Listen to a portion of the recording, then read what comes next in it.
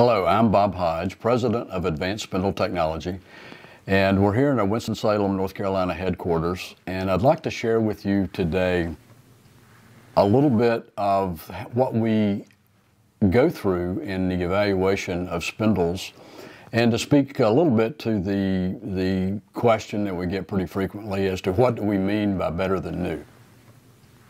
And we do that by going through and evaluating the spindle and the way the spindle is used, and we look to see what the bearing architecture is in the spindles.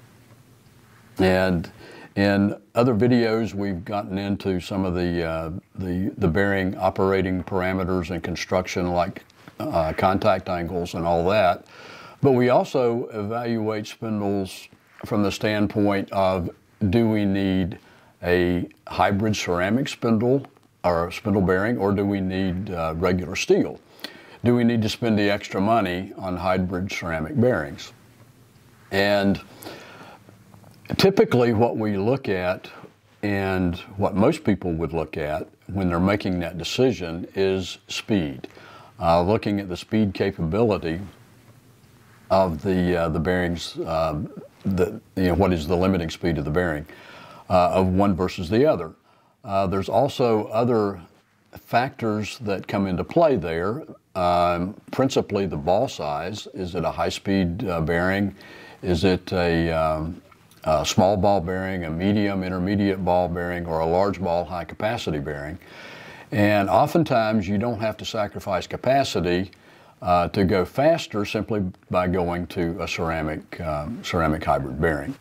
What you see here is a chart looking at the difference between, for the same bearing, given the speed here in RPM and the operating temperature. And you can see that especially as speed increases, the ceramic bearing runs much cooler, which pretty much defines the life of a bearing within its operating load conditions. You can also see here, if you're looking for more rigidity, the difference between steel balls and silicon nitride, given the speed, how much difference there is between a standard steel ball and a hybrid ceramic ball bearing. And the reason for that is looking at this comparative table here of just looking at the difference in material properties. You can see here that in terms of density, the silicon nitride bearing balls are less than half of a typical 52-100 steel ball. Thermal expansion is a third. Modulus of elasticity is 50% more. The other thing that you can look at is thermal conductivity. It's about the same, so it transfers heat almost as well between the two. But look at the difference in limiting temperature. Silicon nitride it goes up to like 1,000 degrees C versus 300 degrees C for a steel ball. Hardness in hot conditions retains its hardness very well. Dimensional stability is very good. Corrosion resistance is outstanding. It doesn't rust. One of the problems typically with standard steel ball bearings, especially if you have coolant or contamination or moisture entering the spindle, is corrosion. The other thing is magnetism is absent. Silicon nitride is non-magnetic as opposed to 52-100 steel. And the other thing is electrical insulation.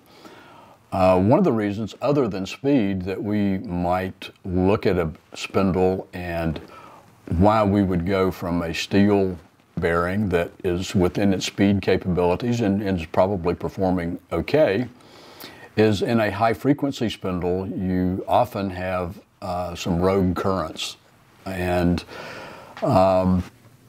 that current can ground itself through the bearings, especially if it's a steel bearing, resulting in electrical arcing, and that causes the bearings to fail. A good way to get around that problem is to simply go to hybrid ceramic bearings, because the balls do not conduct electricity. So yeah, that is another thing that we look at very closely as we're evaluating spindles, and we're looking for ways to potentially improve upon what we find when we take them apart. So if you have a spindle that you would like for us to go through and look at and evaluate to see if there's improvements that could be made, then please give us a call, contact us, check us out on the website. And I thank you for your attention and your interest, and we look forward to hearing from you soon. Thank you.